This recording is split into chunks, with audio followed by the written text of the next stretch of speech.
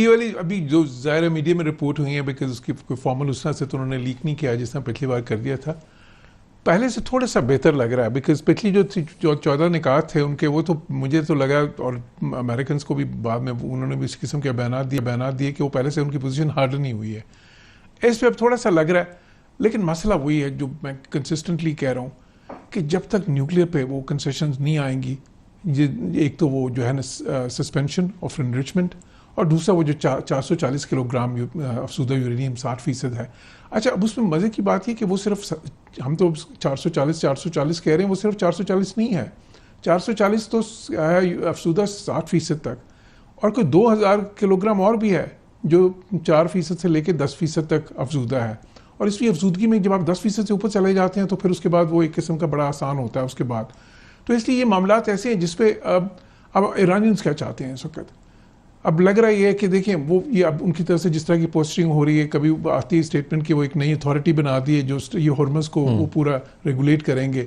अच्छा, इसी तरह एक स्टेटमेंट आती है कि अब इंटरनेट ट्रैफिक भी उधर से जितनी जा रही है उसको भी वो टैक्स करेंगे। अच्छा, मैं ये समझता हूँ चलो ये हार्ड लाइनर्स की ख्वाहिश हो सकती है, लेकिन ये स्टेट लेवल पे पॉस्चरिंग ही है। इससे जाहिर है बार्गेनिंग अपनी पोजीशन को एनहांस करने की कोशिश कर रहे हैं। लेकिन अगर वो ये समझते थे कि इसके बदले में फिर उनको न्यूक्लियर पे कंसेशन मिल जाएंगी तो अमेरिका उसके लिए तैयार नहीं है। और अमेरिका इसलिए भी तैयार नहीं है, एक तो खैर ट्रंप का भी उस पर बड़ा पुराना मौक़िफ़ है प्रेसिडेंट बनने से भी बहुत पहले का कि जी ईरान को हम न्यूक्लियर नहीं बनने देंगे, लेकिन साथ ही साथ इजरायलीज़ जो है, क्योंकि इजरायलीज़ इस मुज़ाकरात में तो नहीं है लेकिन उनको साथ लेके चलना है अमेरिकन को, तो उनकी भी रेड लाइन्स हैं, तो इसलिए उस पर तो नहीं आएंगे। फिर सीक्वेंसिंग का मसला बड़ा अहम है। मेरा अंदाज़ा है कि ईरानियंस कुछ कंसेशन दिखा सकते हैं। ईरानियन मेरा अंदाज़ा है कि इस चीज़ पे तैयार हैं कि प्रॉब्ली वो 8 से 10 साल की सस्पेंशन पे आ जाएंगे, लेकिन वो चाहते ही हैं कि उनको आउटराइट जो है ना अप फ्रंट एकदम उनको काफ़ी सारी सैंक्शंस की रिलीफ मिले, उनके काफ़ी सारे एसेट्स अनफ्रीज हों।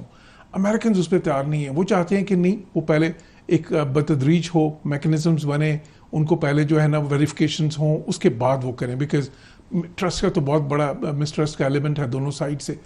अब वो जो है ना, अब ये इस वक्त बहुत बड़ा मसला है इस वक्त।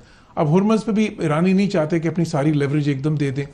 अब अमेरिकन भी कहते हैं ठीक है, फिर अगर आप नहीं देते तो फिर हमने भी ब्लॉकेट किया हुआ है, और बाकी भी ज़ाहिर तैयारी वो अपनी दूसरी तरफ भी कर रहे हैं।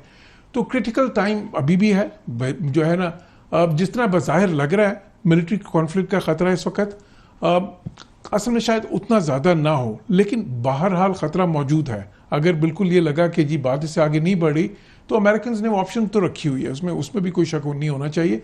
और देखें, सबसे बड़ी बात ये कि इजरायलीज़ जो हैं उनकी प्रेफरेंस तो डेफिनेटली ये है कि दोबारा बात जंग की तरफ जाए, क्योंकि उनको पता है कि न्यूक्लियर पे वो कंसेशन नहीं मिलेगी जितनी वो चाहते हैं।